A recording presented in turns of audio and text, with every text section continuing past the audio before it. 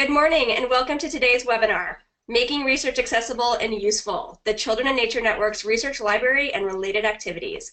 My name is Severia and I'm the Communications Manager for Transforming Youth Outdoors, also known as TYO.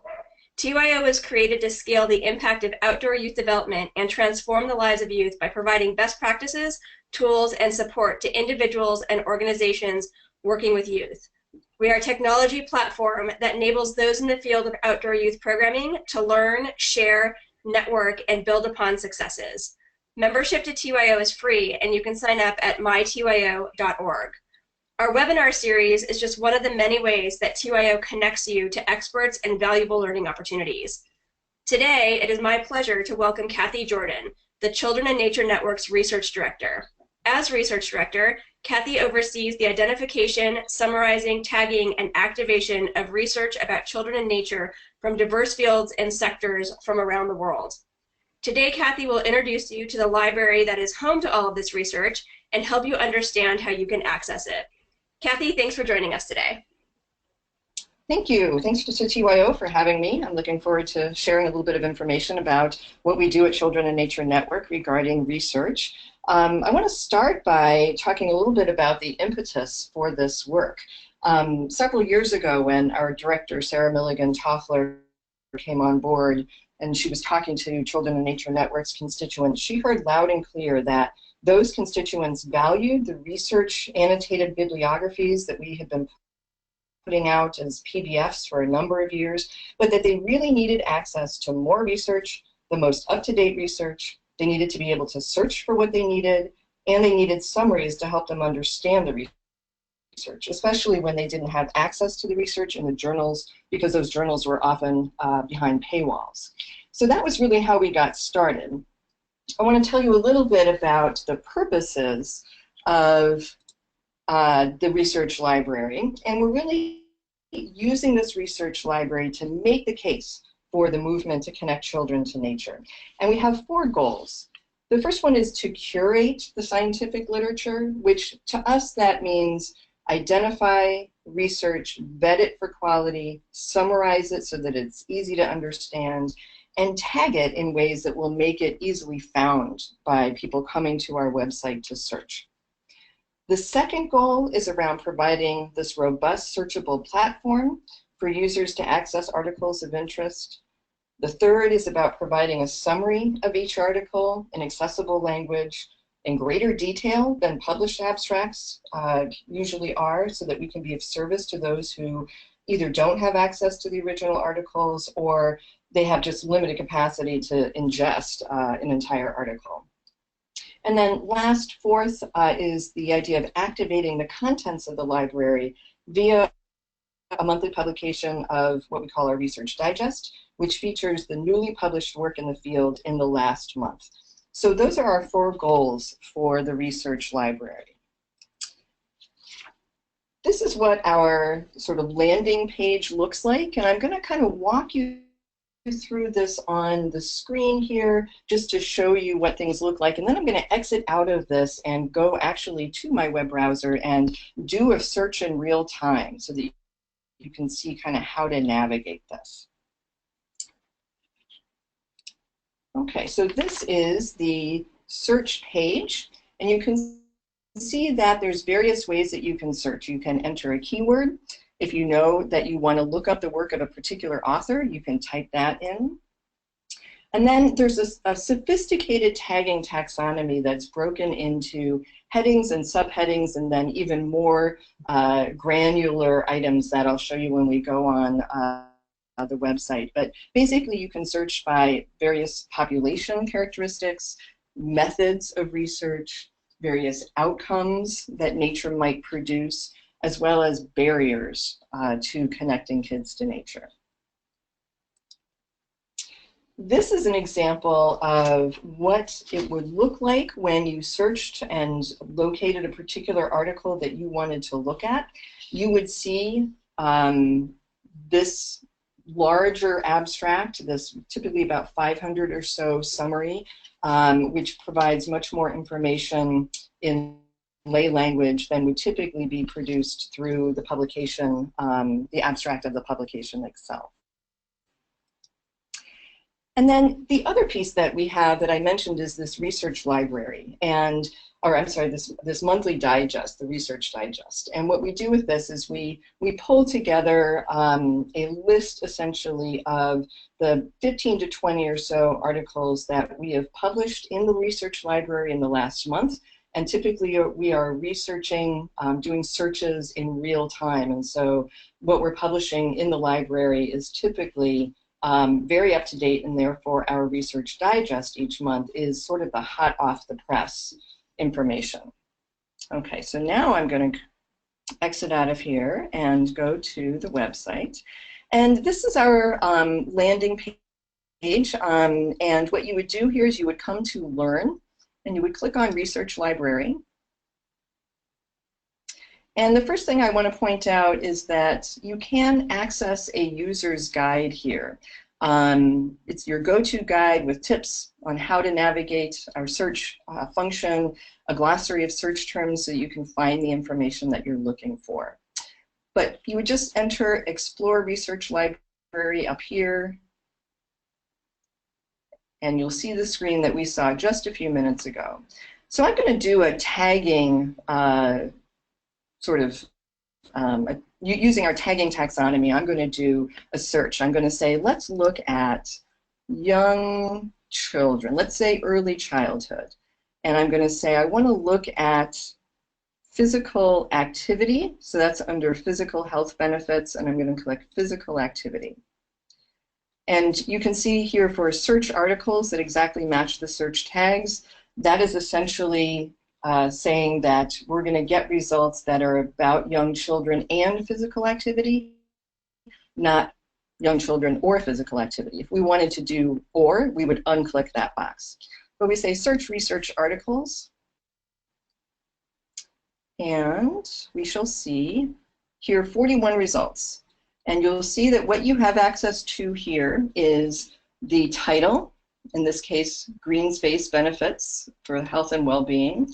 You also see what we call a headline. Environmental health research highlights the importance of targeting green space interventions to meet the needs of multiple user groups. So that's sort of like kind of the bottom line finding, or something that we wanted to highlight for the audience. And then you have the actual citation. Now you can click on a title and you will get to the kind of page that I showed you earlier, where you've got the full summary here, about a 500-word summary. And then you've got the citation here at the bottom. Many of these will also have what's called the DOI, which is an individual indicator or identifier for each article. And that, I'm going to see if I can find one here that will, that I can demonstrate for you. The DOI is a link that allows you to go directly to either the paper itself, if it is an open access paper, or to the publisher's website, where you may be behind a firewall or a paywall. There's not much we can do about that, but at least you can get to the website of the publisher. In this case, this is an open access study, so you have direct access to the entire study. So that's kind of a nice feature, that you can be led directly to the article if you really want to dive deeper. Okay, so I'm going to come back here to our website, and I'm going to go back and just show you now the research library. I'm going to go back this way. Or I'm sorry, the research digest. So this is where you click for Research Digest, and you'll see that you can access the current version and then our archives. I'm just going to show you one that was actually, this isn't actually the most current one, but this is February's. And this is the format. This is what it looks like when it arrives in your inbox. And if you're interested in getting on our mailing list, there's information on that webpage about how to do that. You'll see that there's a little bit of a message from me here, but then the really interesting stuff is over here in the left-hand column. And you'll see that things are organized by a topic like biophilia or education, environmental action, etc. And the articles from that month that fit that category are underneath each one of those headings. And so all you need to do is say, well, I want to learn something about biophilia. and you can click on an article and you'll be brought to that study here. And you'll see that you get a couple of sentences, just real high level. Here's what this article found. You'll get the information about the citation, and then you can access that study by clicking Access Study, and you'll be brought back to the summary page for that particular article. So that's kind of a nice feature where you can get as much information as you like or as little as you like. Okay. So I'm just wondering, Sverre, do we have any questions about this so far, or should I kind of keep moving here? We do not have any questions, so you can keep on going. And just to remind people, if you do have questions as we go, feel free to type them in because we are watching and looking. Right, okay.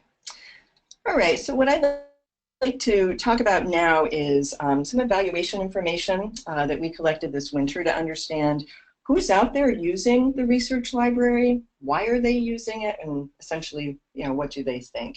I'm going to talk about the who are we doing it for and why part right now, and I'll talk about evaluation, sort of, what people think about it in a few minutes.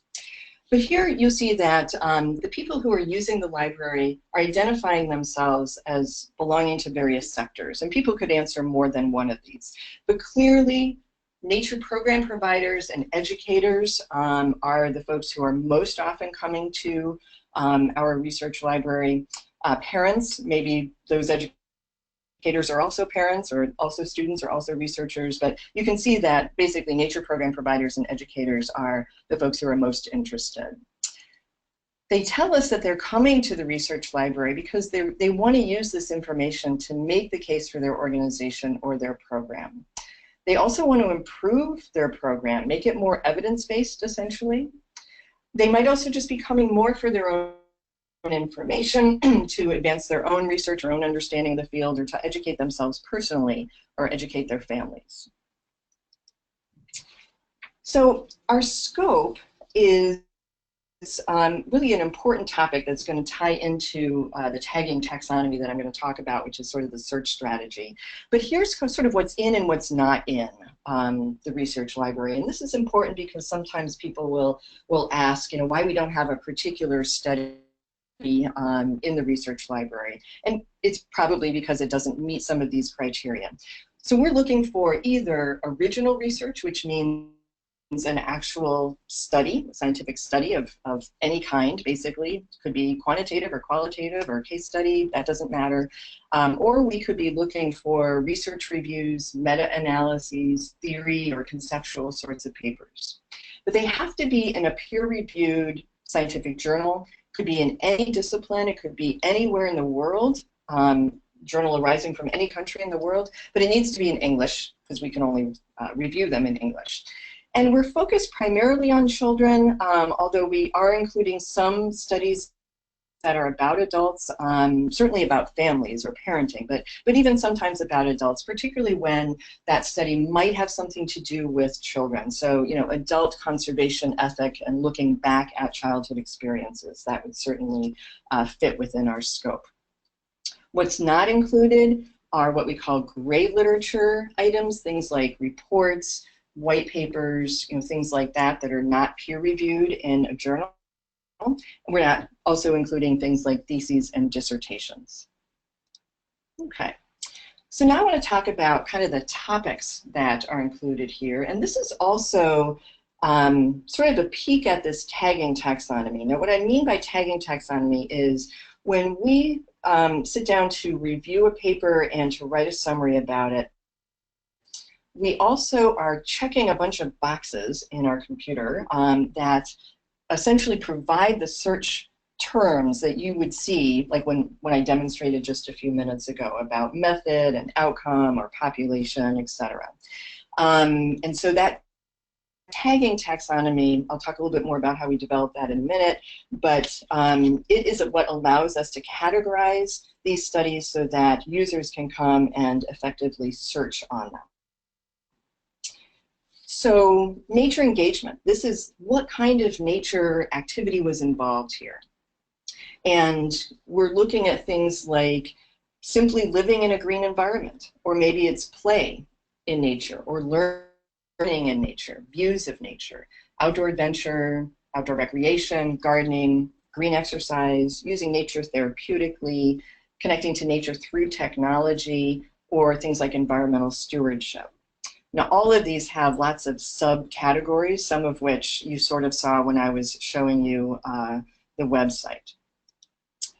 The kinds of outcomes that we're looking at have to do with physical health. We might see things like physical activity or obesity or nutrition, blood pressure, for example.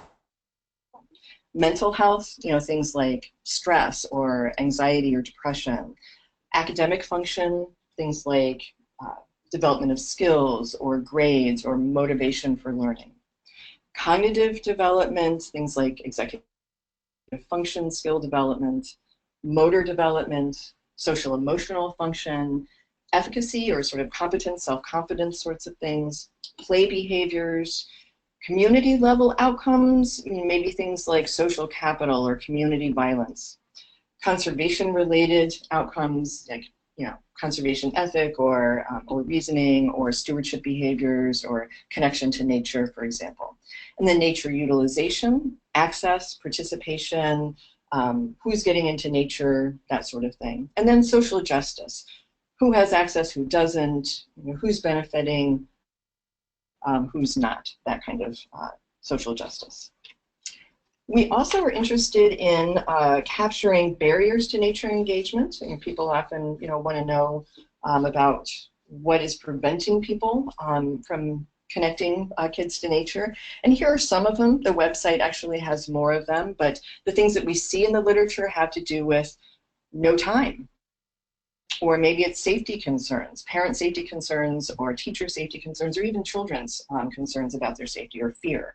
It might have to do with the availability or the condition of nature. Maybe it's kind of degraded, and that prevents people from reaching the benefits of nature.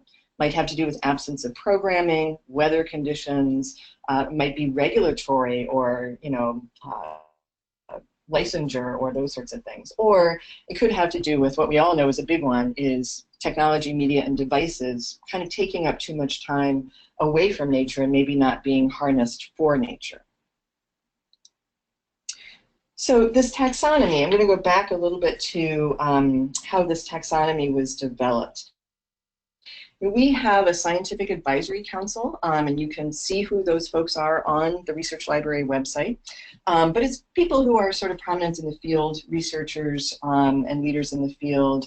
Howie Frumkin from Washington, University of Washington, Louise Chawla from Colorado at Boulder, Nicole Arduin from Stanford, Marianne Krasny, Nancy Wells from Cornell, et cetera. So these are important people in the field who really know this literature and can advise on the scientific integrity of the work that we're doing.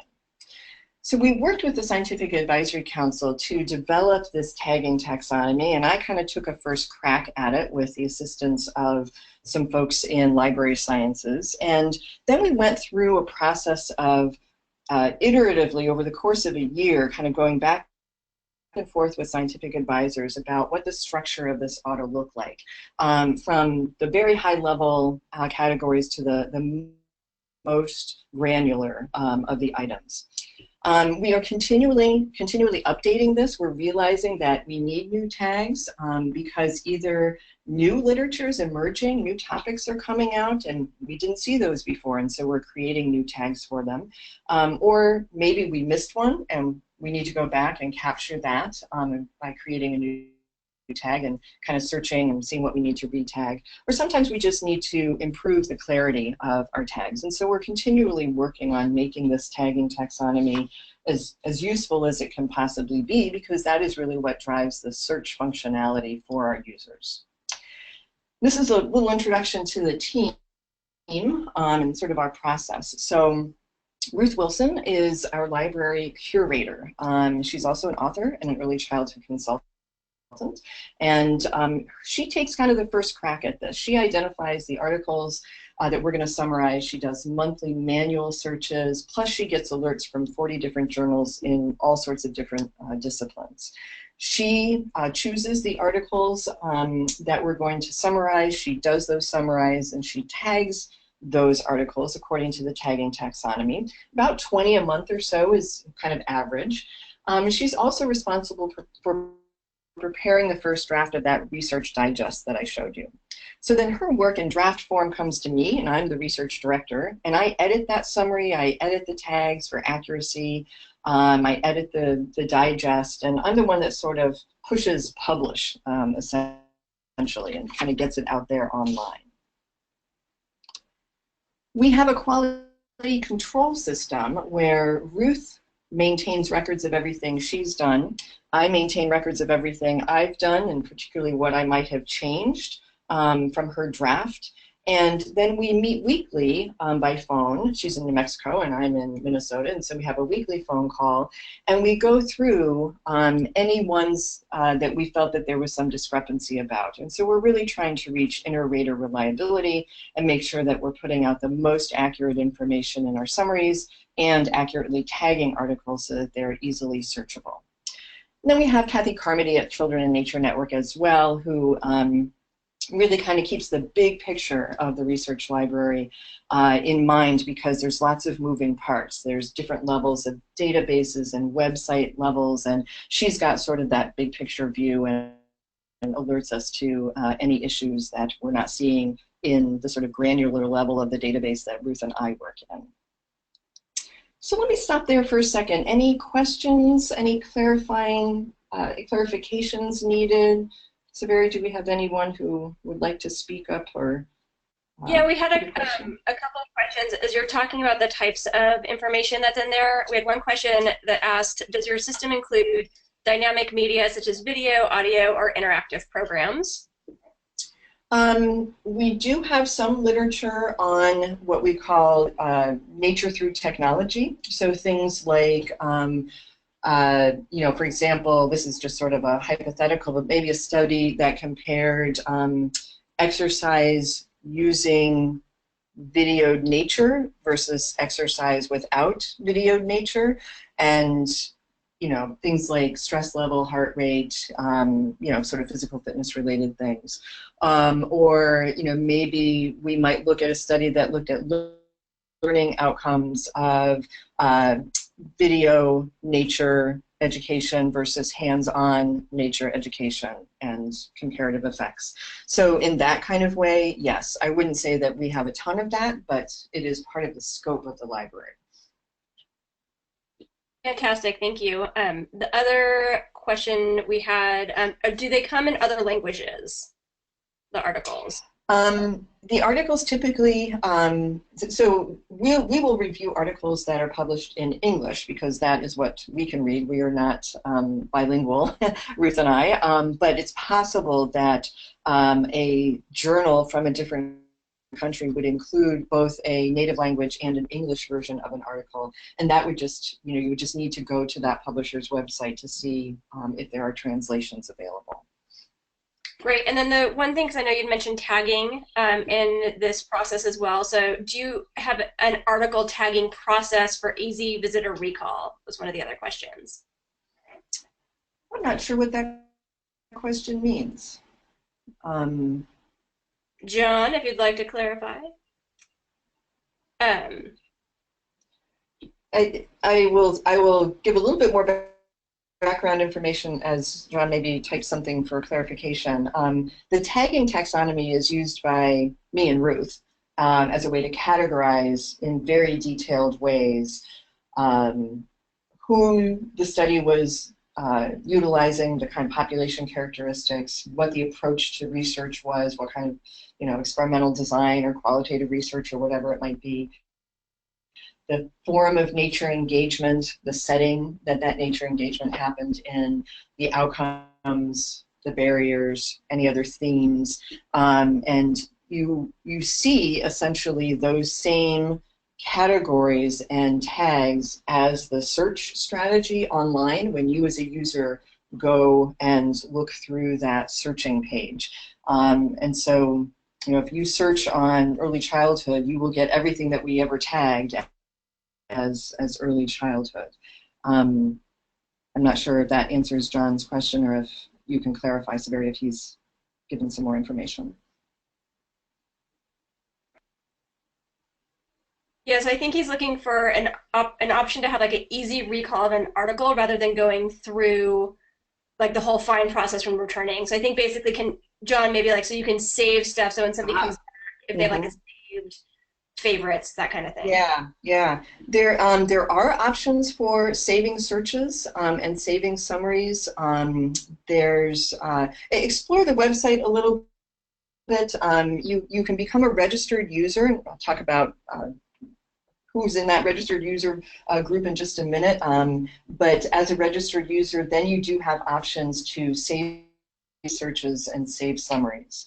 And becoming a registered user is super easy, and it basically just allows us to understand who our audience is and to periodically ask them to answer a couple of quick evaluation questions so that we can, continuously improve. But yes, thanks for the clarification. That's an important functionality, and I'm glad you asked the question because I probably would have forgotten to mention it. So I'll move on now to evaluation. We've done a little evaluation a couple of times. The last one we did was in February 2017, and it was a little bit quick and dirty. We were just trying to kind of get the pulse of where we were at after we had, quote, relaunched. We had a kind of old version of the website and an old version of the search functionality, and then in September we really kind of pulled out the bells and whistles and updated everything and really made it very user-friendly. Prior to that September launch of the revision, we had 350 registered users, and as of February, since the relaunch, we had grown 300%, which was wonderful to see. So we asked users, what do you think? And we were able to get 105 responses. We asked questions about both the library and the digest. And our library customers are repeat users. Most of them, 60% of them, have come to the library 2 to 10 times. Another 20% have come more than 10 times. Some are just, a first-time user, for example. But that is one way that we can understand that people are finding this helpful because they keep coming back. They're also telling us that they're happy. 95% of them say that they are finding what they're looking for. They are satisfied. So that's also wonderful to see. And we also asked them to give us, some feedback, some comments about what they were finding valuable. And numerous of those comments talked about those summaries as being valuable. They don't really have time to read a whole research article. This summary, really provides context for them. It gives them kind of what they need. They can then decide whether or not they need to read the whole article or if they're, got enough from that 500-word summary. They're pleased with the variety of topics that we've included in our scope. And they're also pleased with the searchability function on the website. They can easily find what they're looking for, and it's really right at their fingertips. So we like to hear that we're providing a service, and it appears to be that our constituents are pleased with that. We also ask questions about the Research Digest. You see on the left there, the average open rate is 16% and the click-through rate is 14%. That doesn't seem high at first blush, but apparently the nonprofit typical rate is 2.7%, and so we're way above average. And actually, many of our users are, relying on the library and getting to the library through the Research Digest. So we're actually fairly pleased with those rates, and we'll continue to make them higher as we move along. And then we asked for satisfaction regarding the digest, and 85% rated it as helpful or somewhat helpful. And the kinds of things that they were telling us were that it was definitely helping them stay up to date with the current research. It's a reminder for them to stay up to date, and it makes it easy for them. We're doing the research work for them. They like that they can, sort of go to a particular category of interest and, find some good articles right away on the areas that they're most interested in. Pleased with the variety of the articles represented and the monthly frequency, and they like the levels, and it's quick to get a couple sentences. They can walk away with some knowledge about a lot of different things, but then they can also dive deeper by clicking on the Access Article Summary, and then they can even go to the direct article itself if they want to really dive deep. And some people also talked about that this was sort of kind of a heuristic for them, that Topics might not necessarily be top of mind, but when the digest arrives in their mailbox, it kind of plants some seeds of things that they might want to follow up on as time and interest allows. So now I'm going to move into explaining a couple of other kinds of ways that Children in Nature Network is activating the research. And I'm going to talk about our infographics for a minute. We wanted to produce brief bullet point level summaries of the evidence in particular areas in graphically interesting and sort of pleasing forms. And so we've generated 6 infographics to date. The information presented in these infographics is based on the most up-to-date and seminal peer-reviewed research at the time that we created these, which was about a year ago. The messages presented in the infographics were evaluated and improved by our Scientific Advisory Council, and then the translation of those research-based messages into graphic and sort of soundbite messages on the infographics were also reviewed and approved by our Scientific Advisory Council. So it was really a back and forth process. We have a whole sort of rigorous system of determining what research to include, how we deduce the themes from that, which research we cite, how we talk about the research, making sure that we're not overstating it, making sure that when it gets into kind of communicator language that the meaning hasn't been changed, making sure that the graphic elements are accurate and not suggesting something different than what the literature would say, etc. So we have 4 infographics that are about green schoolyards specifically, because this was part of a larger green schoolyard project. One is about academic outcomes, one's about mental health, one's about beneficial play, and one is about increased physical activity. And then we also have 2 that are general. Nature can improve health and well-being, and nature can improve academic outcomes, and those are not green schoolyard specific. They are more sort of any form of nature engagement. We have been passing these out in hard copy form at conferences, any speaking engagements that I do. I always bring a stack of them. We hope that people find them useful. They can also be downloaded in various forms, color, black and white, different sizes, etc., from the website under our resources page. But we also found that while people appreciated these and learned something from them, they weren't exactly sure how they might use them personally.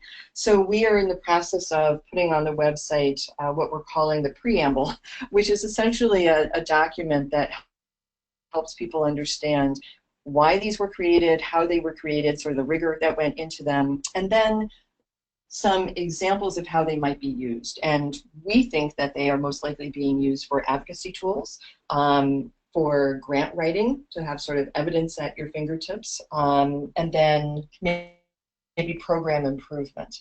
And so this preamble essentially gives some examples of each of these advocacy, grant writing, and program improvement ideas. So for instance, with advocacy, we're suggesting, maybe parents might use these to take to their school teachers, principals, superintendents, school board, etc., to advocate for more nature engagement or greening the schoolyard. It might be that a preschool teacher uses one of the green schoolyard ones to help parents understand what they're doing outdoors and why, for example. What you don't see on these visuals on the screen is the fact that at the end, at the bottom of each of these, in really tiny print, is the reference section. And 20+ references usually went into supporting the statements on each of these, and you do see those so that you have access to which articles support which statements. And so it's a well-documented infographic, and you're not left thinking, well, how many studies supported this, or which studies supported these ideas. So I think I'm going to stop there, Severi, and I'd like to kind of open this up for more questions, broader conversation. Has somebody submitted a question that we can talk about? We have lots of questions we can talk about. And thank you guys for all the questions. So I'm just going to sort of go through them. So we have one that came in when you were talking about the what was in the library, and the question was, are you interested in academic books, including edited books of research studies? So that is one of the things that is not currently in the scope because it's not in a peer-reviewed journal. What we needed to do first was establish the sort of scientific peer-reviewed literature. Our hope is that we can have another section of the website at some point which really just accumulates all of that other valuable information, books, book chapters, theses, white papers, reports, those sorts of things. So right now, books and chapters from books are not part of the research library. Great, and we have a couple of search questions. The first one is there a list of the search terms that somebody can find? Yes, so I'm going to exit this and go to the website here and show you two things. One is a little slow. When you go to the search page, you can browse through this by just clicking on things, and you'll see the search terms, appear as you click on each of these subheadings. And you can do that for each one of these. And so all of them are sort of almost like a pull-down menu sort of thing. But then you can also go to the user's guide. Let's see if we can access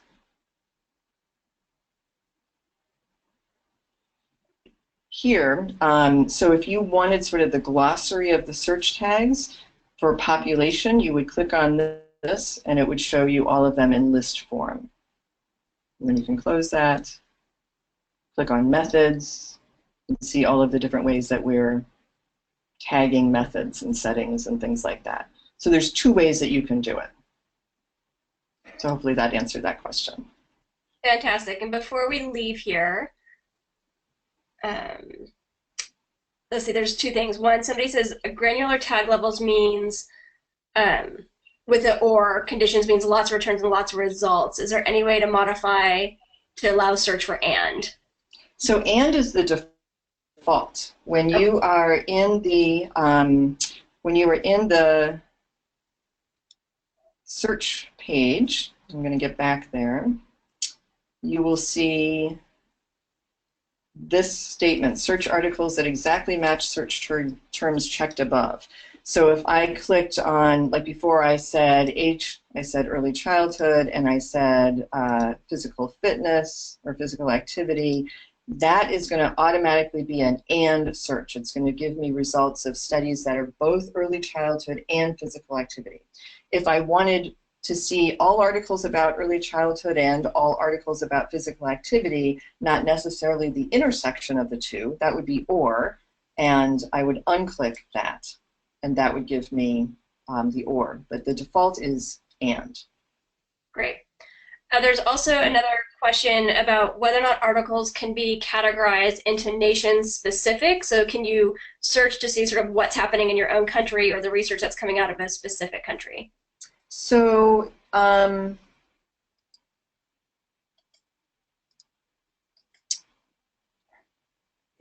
yes, you can, although I'm realizing this is a really good point and something that we need to go back and fix, because I'm realizing that it's not showing up. We do actually categorize the country that the study was done in, or the population, where it was, where the sample came from, or if it's maybe not that kind of study, where at least the researchers from.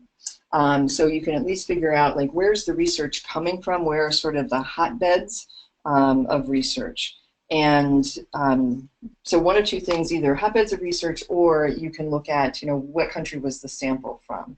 If it's a US sample, you will also be able to look at the demographics in terms of racial and ethnic background.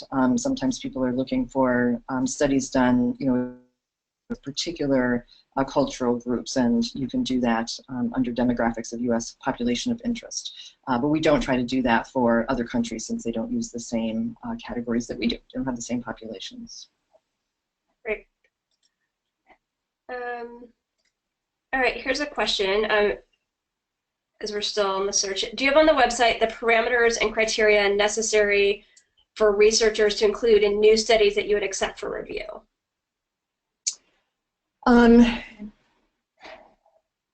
We do not have that on the website. I'm guessing that the question is really about kind of quality and rigor sort of thing. You know, if you've published in a peer-reviewed journal, it's in English. We are interested in looking at that, particularly if it's current, it's timely.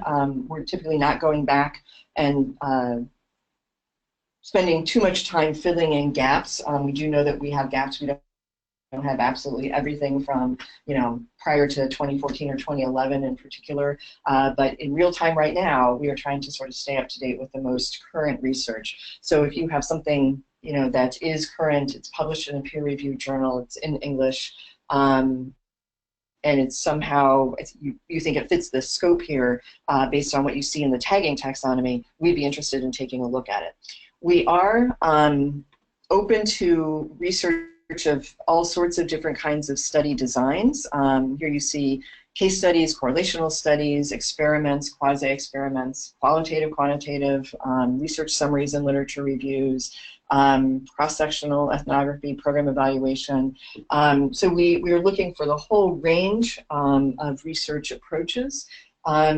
We recognize that, you know, at least parts of this field are really early in establishing themselves within the research realm, and as is typical of every field, essentially, when you start doing research, the studies tend to be smaller, more descriptive, more qualitative, more program evaluation oriented. As the sophistication grows in the field and there's more data to sort of build off of, it gets more sophisticated, and the rigor increases. So we don't have absolute rules about sort of quality of design or rigor of design.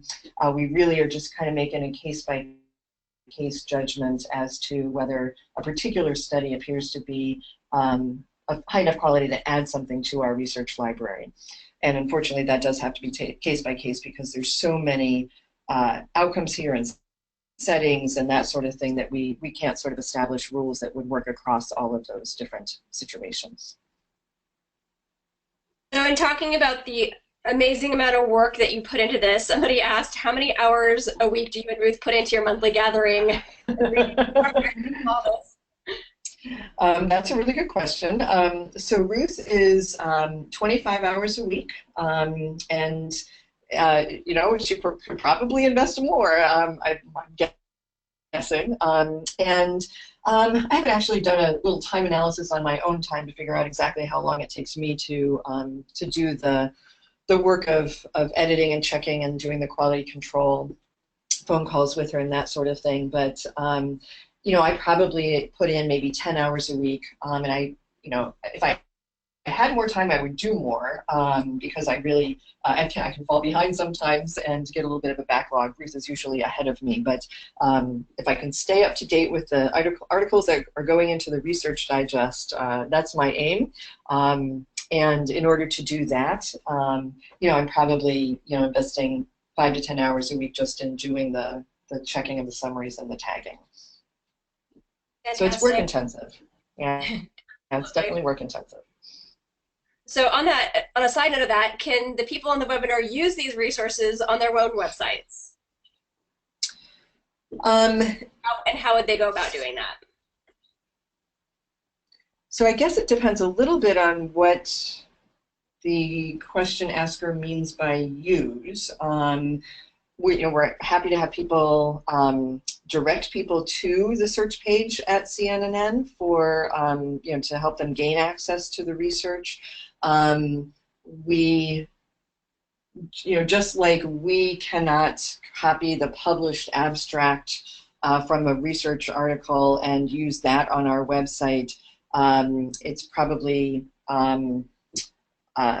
not appropriate to just copy our summary and use that on your website, but we do want you to use the information in those summaries and to pull, sort of, sound bites from it and, some of the findings and that sort of thing, and to utilize those in, your grant writing or your advocacy tools or those sorts of things. So, clearly borrow, the information, but it's probably not appropriate to sort of copy what we've done and to sort of put the same thing on your website.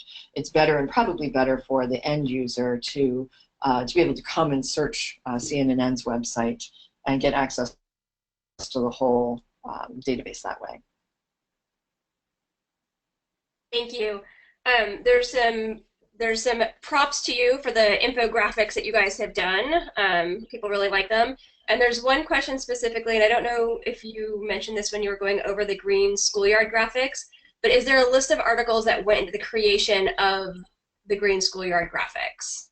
And where would somebody find that list? So I will locate them on the website for you here. I didn't include the references in the picture that I showed just because it just took up a lot of real estate. So I'm going to go to Tools and Resources on the Learn tab at C&NN's website, and here are the infographics. And I'll just pull one up for you and show you that there is a reference section at the bottom. Let's see, is this going to load? There we go. Okay, and so at the bottom, you'll see in tiny, tiny print the references that were used to support all of the statements. And they're, superscript 1 and then the reference, superscript 2 and then the reference. And each statement up above, for instance, you see superscript 2 up here under improved outcomes. So you can figure out which reference down below under supporting research supports the statement up above.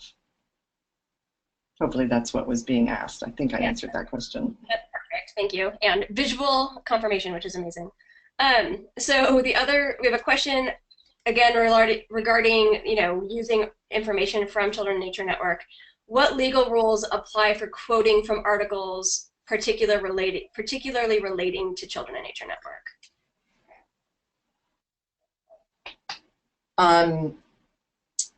It would be helpful to have a question asker clarify that. If you mean the, well, let me take the easiest thing first, which is that if you quote from a published article, you want to use a specific statement that is in that published journal article, you can do that as long as you put quotes around it and you give the citation.